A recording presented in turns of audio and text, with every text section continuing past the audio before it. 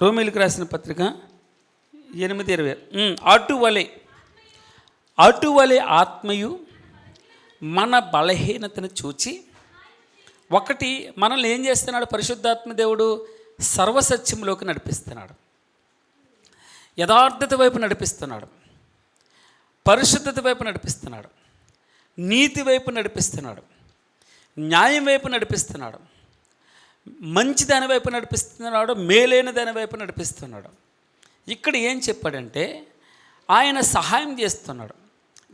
ఏ విషయంలో సహాయం చేస్తున్నాడంటే అటువలే ఆత్మయు మన బలహీనతను చూచి, శిష్యులంతటి వారి కన్నులు భారంగా ఉన్నందున పడుకుంటూ ఉన్నారు. మెలుకోండి, ప్రార్థన చేయండి అని ప్రభువు చెప్తుంటే పడుకుంటూ ఉన్నారు. బలహీనత, ఆత్మ సిద్ధమే కానీ శరీరం బలహీనం అన్నాడు. చాలాసార్లు లేద్దాం అనుకుంటాం, లేవలేం, శరీరం సహకరించదు.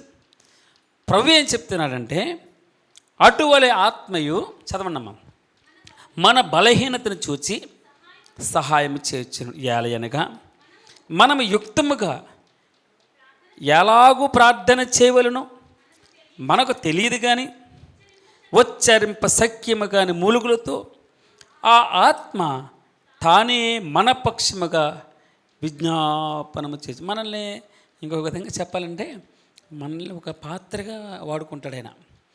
మనం ఒక మైక్ అంతే, ఆయనే ప్రార్థన చేస్తాడట.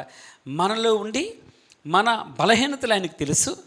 ఎలాగన యుక్తముగా అంటే సరిగా, మంచిగా, కరెక్ట్గా ఎలాగన ప్రార్థన చేయాలో మనకు తెలియదు కనుక ఆయనే మనకి ఏం చేస్తున్నాడు తల్లి?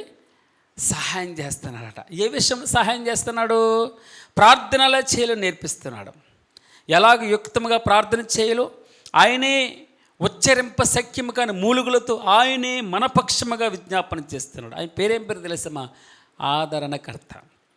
కింద ఫుట్ నోట్లో ఏముందో తెలుసమ్మా? ఉత్తరవాది అని వ్రాయబడింది. ఉత్తరవాది అనగా విజ్ఞాపన. ఆయనే మనపక్షముగా విజ్ఞాపన చేస్తున్నాడట. మన బలహీనతలు ఆయనకు తెలుసు.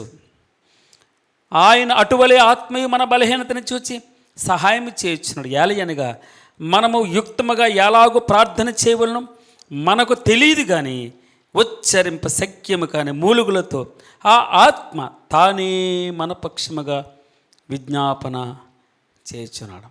దేవుని నామమునకు మహిమ కలుగును గాక. ఒకటి, ఆయన మన సర్వసత్యములోకి నడిపిస్తున్నాడు. ఆయన మనకి ప్రార్థన ఎలాగ చేయాలో మన పక్షంగా ప్రార్థన చేసి సహాయం చేస్తున్నాడట. 2 విషయాలు. 3వ విషయం చూద్దాం. అపోస్తల కార్యములు 1వ అధ్యాయము 8వ వచనం. అపోస్తల కార్యములు 1వ అధ్యాయము 8వ. అయినను పరిశుద్ధాత్మ మీ మీదకి వచ్చినప్పుడు మీరు శక్తి నొందెదరు. మీరు చాలమ్మా, మీరు బలహీనులు. ఇప్పుడు మీరు బలహీనులు, బలం లేనటువంటి వారు. అధైర్యం ఉంది మీకు ఇంకొక విధంగా చెప్పాలంటే లేచి నిలవబడడానికే శక్తి లేదు, మాట్లాడడానికి ఓపిక లేదు, బలహీనమైపోయారు. అటువలే ఆత్మయు ఏం చెప్తున్నాడమ్మా? అక్కడేం చెప్పాడు? అటువలే ఆత్మయు సహాయం చేస్తున్నాడు. ఇగో మీరు ఎలాగైనా ప్రార్థన చేయాలి మీకు తెలియదు కనుక ఉచ్చరింప సఖ్యము కానీ మూలుగులతో ఆయనే మనపక్షముగా ఉండి విజ్ఞాపన ప్రార్థనలు చేస్తున్నాడట. ఇక్కడేం చెప్తున్నాడంటే ఇదిగో అయినను పరిశుద్ధాత్మ మీ మీదకి వచ్చినప్పుడు మీరు శక్తి నొందెదరు. చాలాసార్లు మనం బలహీనంగా ఉంటాం, ఏం చేయలేదు తెలియని పరిస్థితి, నోటి మాట మనకు రాదు, ఎలాగైనా సత్యం చెప్పాలో తెలియదు, ఎలాగైనా ఆయన గురించి ప్రకటించాలో తెలియదు, సత్య సువార్త ఎలాగైనా ప్రకటించాలో తెలియదు. ప్రభు ఏం చెప్తారంటే అయినను ఆ ఆత్మ పరిశుద్ధాత్మ మీ మీదికి వచ్చినప్పుడు మీరు శక్తి నొందెదరు కనుక మీరు యెరూషలేములోను యూదయ సమరయ దేశములు ఎనంతటను బూదిగంతముల వరకును నాకు సాక్షులైందురు. సాక్ష్యం కలిగి ఉంటారట. సాక్ష్యం ఆయన చూపిస్తాం, ఆయనలా ప్రవర్తిస్తాం, ఆయనలా బ్రతుకుతాం, ఆయనలా ఉంటాం. ఎప్పుడు? పరిశుద్ధాత్మ మీ మీదికి వచ్చినప్పుడు మీరు శక్తిని, అంటే దాని అర్థం ఏంటి? ఆయన ఏం చేస్తాడు? మనకి శక్తిని ఇస్తాడు. ఒకటి, ఆయన మనల్ని సర్వసత్యంలోకి నడిపిస్తాడు. ఆయన మనకు ప్రార్థన ఎలాగ చేయాలో సహాయం చేస్తాడు. ఆయన మనల్ని మనకు శక్తిమంతులుగా మనల్ని చేస్తాడట. నాలుగో విషయం, యోహాను సువార్త 16వ అధ్యాయము 8వ వచనం. యోహాను సువార్త 16:8. ఆయన వచ్చి పాపమును గూర్చి, నీతిని గూర్చి, తీర్పును గూర్చి, లోకమును అది. ఆయన నిన్ను పాపమును ఒప్పింపజేస్తాడు, నిన్ను సరి చేస్తాడు, కరెక్ట్ చేస్తాడు, అలర్ట్ చేస్తాడు. ఏ తప్పు అంటాడు. నాతాను వచ్చాడు. నాతాను అంటే ఎవరు? పరిశుద్ధాత్మ దేవుడు. ఇంకొక విధంగా చెప్పాడు, మధ్యవర్తి. ఆయనకి దేవునికి మనకి మధ్యవర్తి. ఆయన వచ్చి చెప్తున్నాడు, ఏ ఆ మనుషుడు నువ్వే అన్నాడు. ఒకవేళ నువ్వు అడిగితే ఇంకా ఎక్కువ ఇచ్చేవాను కదా, ఎందుకు ఇంత దుష్కార్యం చేస్తావు అని దావీదుని గద్దిస్తే, ఆ పరిశుద్ధాత్మ ఎప్పుడైతే గద్దించాడో ఒప్పుకున్నాడు. పాపాన్ని ఒప్పుకున్నాడు. ఇక్కడ ఏముంది? పరిశుద్ధాత్మ దేవుడు మనకులో వచ్చినప్పుడు మనల్ని పాపమును ఒప్పింపజేస్తాడు. ఆయన లోకమును ఒప్పింపజేస్తాడు. లోకమును గూర్చి, పాపమును గూర్చి, నీతిని గూర్చి, తీర్పును గూర్చి లోకమును ఒప్పుకొని చేస్తాడు ఆయన. నువ్వేమీ పెద్ద ప్రయత్నం చేయవలసిన అవసరం లేదు. భగవంతుడే, ఆయనే పరిశుద్ధాత్మదేవుడు ఒప్పింపచేస్తాడు. ఆయన కార్యం చేస్తాడు. ఆయన చెప్తే నువ్వు వెళ్ళాలి, ఆయన చెప్తే మాట్లాడాలి, ఆయన చెప్పినట్టు చేయాలి, ఆయన చిత్తానికి ఒప్పుకోవాలి. నీ ఇష్టం వచ్చినట్టు ఇండిపెండెంట్గా వెళ్ళిపోయి కుదరదు. అది దేవుని చిత్తం కాదు. ఆయన అడిగి వెళ్ళాలి, ఆయన చిత్తంలో ఉండాలి. పరిశుద్ధాత్మ దేవుని నడిపింపు కోసం ఎప్పుడు ప్రాకులాడాలి. ఆయన ఏం చెప్తున్నాడు? మొట్టమొదట మిమ్మల్ని సర్వసత్యంలోకి నడిపిస్తాడు. ఏది మంచిది, ఏది చెడు ఆయనకి చెప్తాడు. ఎక్కడ ఎలా ప్రవర్తించాలో చెప్తాడు, ఎలా జీవించాలి, ఎలా మాట్లాడాలి అన్నీ నేర్పిస్తాడు. చంటి బిడ్డనికి ఏ విధంగా తల్లిదండ్రులు గైడ్ చేస్తాడో అలా కౌన్సిలింగ్ ఇస్తూ ఉంటాడు, గైడ్ చేస్తాడు. అందుకే చాలా మటుకు పరిశుద్ధాత్మ అన్న మాట పలకడానికి పెద్ద పరిశుద్ధాత్మన నడిపింపు కోసం ప్రార్థనలు తక్కువ ఉంటాయి. మనం ఎల్లప్పుడూ పరిశుద్ధాత్మ నడిపింపు కోసం ప్రార్థన చేయాలి. ప్రభువా నన్ను సర్వసత్యంలోకి నడిపించాలని, ప్రభువా నాకు సహాయం చేయాలి. ప్రార్థనలో సహాయం చేయవాడు పరిశుద్ధాత్మ దేవుడు. మన బలహీనతలను చూసి ఆయన మనకి శక్తినిస్తున్నాడు. ఆయన మీ మీదకి వచ్చినప్పుడు, పరిశుద్ధాత్మ మీ మీదకి వచ్చినప్పుడు మీరు శక్తి నొందుతారు, శక్తిని పొందుతారు, బలమును పొందుతారు. తర్వాత ఆయన పాపమును గద్దిస్తాడు, పాపమును ఒప్పింపచేస్తాడు. మనం ఈ 37వ కీర్తన మనం చూసాం. 37వ కీర్తనలో పాపమును ఒప్పుకుంటూ ఉన్నాడు. నేను పాపం చేస్తాను, నేను తప్పు చేస్తాను. పరిశుద్ధాత్మ దేవుని నడిపింపు లేకపోతే పాపం ఒప్పుకోవు. నువ్వు వేషధారిగా ఉంటావు, నువ్వు సిగ్గుపడవు. నువ్వు చేసిన తప్పు నీకు అలవాటు అయిపోతుంది.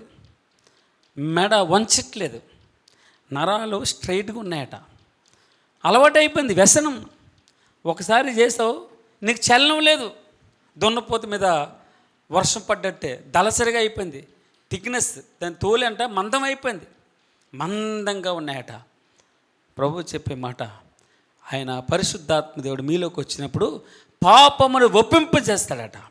తీర్పుని గూర్చియు, 2 నీతిని గూర్చియు, పాపమును గూర్చియు లోకమును ఒప్పింపచేను. తర్వాత 5వది, ఆయన ఆత్మీయ వరాలు మనకు అనుగ్రహిస్తాడు. ఈ ఆత్మీయ వరాలు, ఈ ఆత్మవరాలు దేని కొరకు? సంఘ నిర్మాణం కొరకు, సంఘ బలోపేతం కొరకు, సంఘ ఉజ్జీవం కొరకు. నీకు ఏదైనా వరం వచ్చిందా? ఏ వరాలు ఉన్నాయో చూద్దామా? 1 కొరింథీయులు 12వ అధ్యాయం.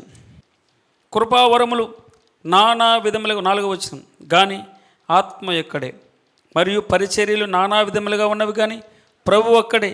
నానా విధములైన కార్యములు కలవు, కానీ అందులో అన్నిటినీ జరిగించే దేవుడు ఒక్కడే. ఆయనను అందరి ప్రయోజనం కొరకు, ప్రతి వానికి అందరి ప్రయోజనం కొరకు. ఎవరి కొరకమ్మా? ఒకరి ప్రయోజనం కాదు, ఒకరి ఘనతను పొందడానికి కాదు, నేను ముప్పి పొందడానికి కాదు. నాకు వరాలు ఉన్నాయి, నాకు స్వస్థత వరం వచ్చింది, నాకు ప్రవచన వరం వచ్చింది, ఇలా చెప్పుకుని నువ్వు మహిమ పొందడానికి కాదు. అందరి ప్రయోజన నిమిత్తం, సంఘ ప్రయోజన నిమిత్తం, సంఘ క్షేమం నిమిత్తం, సంఘ ఉజ్జీవం నిమిత్తం సంఘం అభివృద్ధి చెందాలి. ఆ వరం నీ టాలెంట్ ఏమైనా ప్రభు ఇస్తే ఆ టాలెంట్ నువ్వు ఒక్కడికే కాదు, నువ్వు దాన్ని ఉబ్బబెట్టుకుని పొంగిపోవడానికి కాదు. ప్రభు ఏం చెప్తున్నాడండి? ఇదిగో అందరి ప్రయోజనము కొరకు ప్రతి వానికి ఆత్మ ప్రత్యక్షత అనుగ్రహింపబడుచున్నది. ఎలయనగా ఒకనికి ఆత్మ మూలముగా బుద్ధివాక్యమును, మరి ఒకనికి ఆత్మ అనుసరించిన జ్ఞానవాక్యమును, మరి ఒకనికి ఆత్మ వలన విశ్వాసమును, మరి ఒకనికి ఆ ఒక్క ఆత్మ వలనే స్వస్థపరచు వరమును, మరి ఒకనికి అద్భుత కార్యములు చే శక్తియు, మరి ఒకనికి ప్రవచన వరమును, మరి ఒకనికి ఆత్మల వివేచనయు, మరి ఒకనికి నానావిధ భావములు, మరి ఒకనికి భాషల అర్థము చెప్పు శక్తియు అనుగ్రహింప. అయినను వీటన్నిటిని ఆ ఆత్మయుడ తన చిత్తము చెప్పున ప్రతి వానికి ప్రత్యేకముగా పంచి కార్యసిద్ధి కలుగు చేయొచ్చు. దేని కొరకట? అందరి ప్రయోజనం. ఈ మాట మర్చిపోకూడదు. అందరి సంఘం అందరూ దీంట్లో సంతోషపడాలి. సంఘమంతా కూడా వారికి లాభం పొందాలి. సంఘమంతా క్షేమం కలగాలి దీనికి. తర్వాత ఆత్మ, ఈ వరం పరిశుద్ధాత్మ దేవుడు ఏమిస్తున్నాడండి? వరం అనుగ్రహిస్తున్నాడు, వరాలు ఇస్తున్నాడు. సంఘం క్షేమం ఉండాలి. సంఘ క్షేమం కొరకు ఈ వరాలు ఉపయోగించినట్లు ఆయనే నీకు అనుగ్రహిస్తున్నాడు. తర్వాత 6వది, ఆయన ఆత్మఫలము అన్నాడు. పరిశుద్ధాత్మ దేవుడు ఏమిస్తున్నాడండి? ఆత్మఫలం ఇస్తున్నాడు. గలతీయులకు రాసిన పత్రిక 5వ అధ్యాయం 20, మనం చాలాసార్లు విన్నటువంటి మాటలు ఇవి. గలతీయులకు రాసినటువంటి, చూడండి త్వరగా తీసారమ్మా. గలతీయులకు రాసిన పత్రిక 5వ అధ్యాయం 22 నుంచి ఉంటుంది. అయితే ఆత్మ ఫలములు కాదు, అది ఫలం కాదు, ఫలము ఒకటే. ఏం చెప్తున్నాడు? అయితే ఆత్మ ఫలం ఏమనగా ప్రేమ. అయితే ఆత్మ ఫలం ఏమనగా సంతోషము, సమాధానము, దీర్ఘశాంతము, దయాళుత్వము, మంచితనము, విశ్వాసము, సాత్వికము, ఆశా నిగ్రహము. ఇవి దేనికోసం అంటే, ఈ దేనికోసం? క్రీస్తు లాంటి జీవితం జీవించడం కోసం ఆయన ఆత్మఫలం అనుగ్రహిస్తున్నాడు. పరిశుద్ధాత్మ దేవుడు వస్తే మనం ఎలాగవుతాం? మంచితనం వస్తుంది మనకి, మనలో సంతోషం ఉంటుంది, సమాధానం వస్తుంది, దీర్ఘశాంతం ఉంటుంది, దయాళుత్వం ఉంటుంది, మంచితనం ఉంటుంది, విశ్వాసం ఉంటుంది, సాత్వికం ఉంటుంది, ఆశా నిగ్రహం ఉంటుంది. అచ్చం ప్రభువులా ఉంటారు. ఎలా ఉంటామమ్మా మనం? అచ్చం ప్రభువులా ఉంటాం. ఈ ఆత్మఫలం ప్రభువారు పరిశుద్ధాత్మ దేవుడు ఎందుకు ఇస్తున్నాడో తెలుసా? ప్రభువులో బ్రతకడం కోసం. అది యోహాను సువార్త 14వ అధ్యాయము 27వ వచనం. శాంతి. ఎవరమ్మా అయినా? శాంతి. ప్రభువారు శాంతిని అనుగ్రహిస్తున్నాడు. ఆయన ఉంటే శాంతిని మీకు అనుగ్రహించి వెళుచున్నాను. నా శాంతినే మీకు అనుగ్రహించాను, నా ఆత్మనే మీకు అనుగ్రహించున్నాను. పరిశుద్ధాత్మగా నాలోయే చెప్తాడు, మీకు నా వాటిలోయే తీసుకుంటాడు, నన్ను గురించే నన్నే మహింపరుస్తాడు. నా శాంతిని మీకు అనుగ్రహించి వెళుచున్నాను, నా శాంతి మీకు అనుగ్రహించి వెళుచున్నాను. లోకం ఇచ్చినట్టుగా ఏం చెప్తున్నాడమ్మ అక్కడ? లోకం ఇచ్చినట్టుగా నేను ఇవ్వట్లేదు.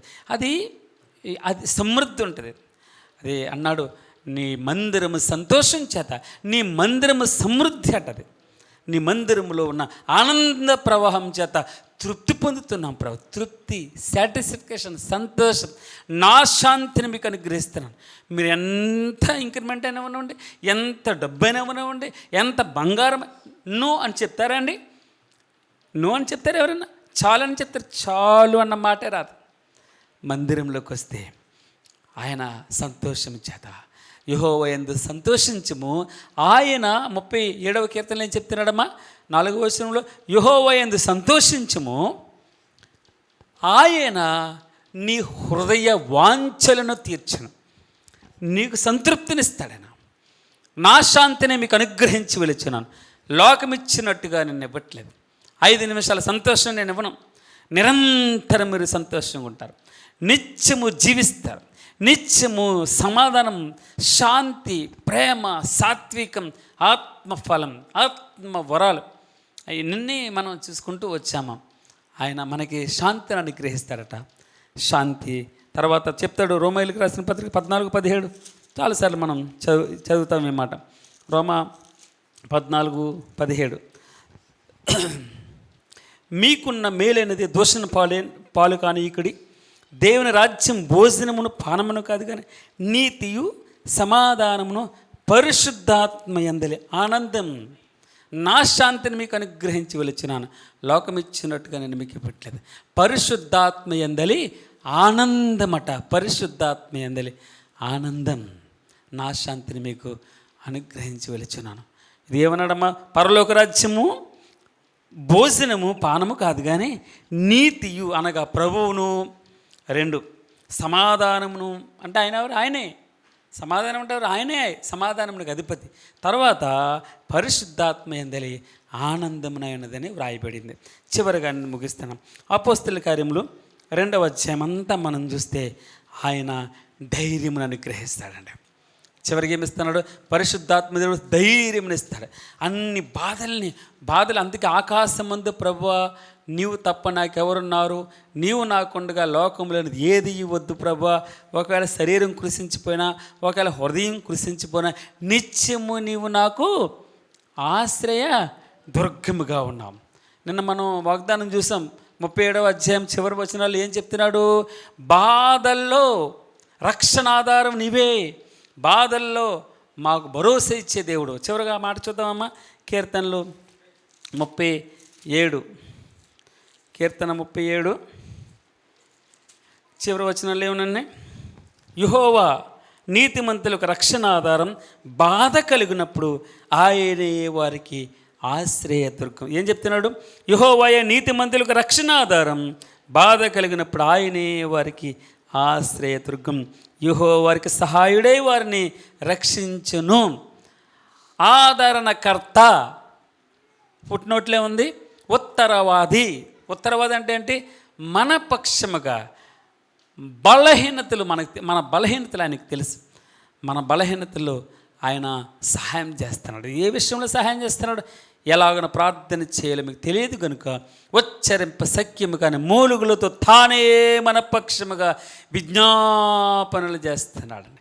హల్లెలూయా, హల్లెలూయా. ఆయన పేరు ఉత్తరవాది, ఆదరణకర్త. నాకు ఎప్పుడు ఈ పాట పాడాలంటే చాలా ఇష్టం. మీరు శ్రీవను మా దివ్య లాంటి వాళ్ళు పాడితే ఇంకా బాగుంటుంది. ఏం పాడతాం మనం? పరిశుద్ధ ఆత్ముడా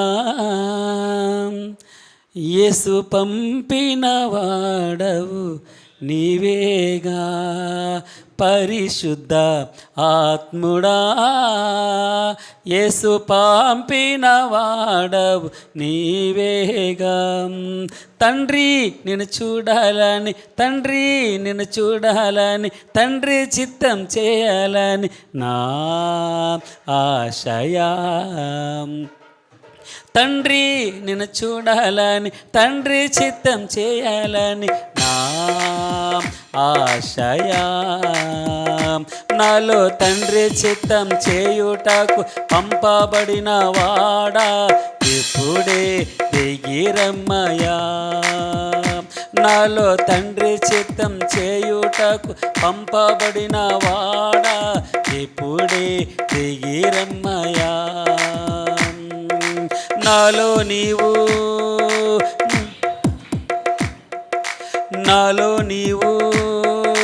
నీలో నేను కలిసి ఉండాలయా, మనం కలిసి ఉండాలయా. పరిశుద్ధ ఆత్ముడా యేసు పంపిన వాడవు నీవేగా, పరిశుద్ధ ఆత్ముడా యేసు పంపిన వాడవు నీవేగా. యేసు నిన్ను చూడాలని, యేసులా ఉండాలని, యేసు నిన్ను చూడాలని, యేసులా ఉండాలని నా ఆశయా. నన్ను యేసు వలె మార్చుటకు పంపబడిన వాడా ఇప్పుడే దిగిరమ్మయా. నాలో యేసువాలే మార్చుటకు పంపబడిన వాడా ఎప్పుడే దిగిరమ్మయ్యా. నాలో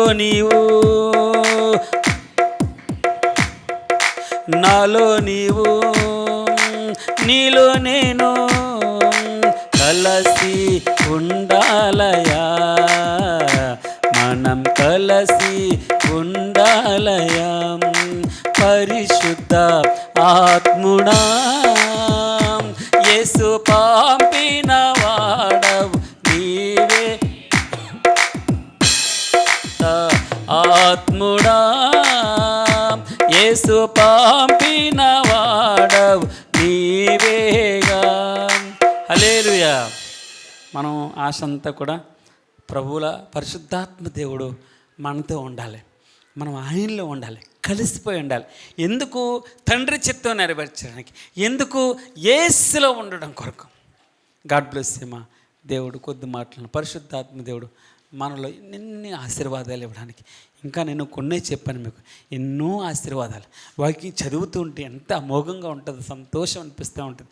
అదే మనకి నీ మందిరము. అందుకే అన్నాడు, నేను ఒక వరము అడుగుతూ ఉన్నాను. ఆ వరం ఏంటో తెలుసమ్మా? ఆ వరం ఏంటో తెలుసా? నీ ప్రసన్నతను చూడాలి ప్రభువా, నీ మందిరంలో ధ్యానం చేయాలి తండ్రి. నా జీవితకాలం అంతయు నీ మందిరంలో నివసింపకూర్చున్నాను అంటున్నాడు. నీతో ఉండాలి, మమేకమైపోవాలి. నేను ద్రాక్షావళిని, నేను నిజమైన ద్రాక్షావళిని, నా తండ్రి వ్యవసాయకుడు. ఇదిగో మీరు తీగలు ద్రాక్షావళితో కనెక్షన్ అయి ఉండాలి. నాకు వేరుగా ఉండి మీరు ఏం చేయలేరు. మీరు బహుగా ఫలించాలి, మంచిగా ఫలించాలి. దీని వలన మీరు నాకు శిష్యులు అనబడుదురు అని రాయించి పెట్టాడు. గాడ్ బ్లెస్ అమ్మ. దేవుడు కొద్ది మాటలను దీవించిన కాక.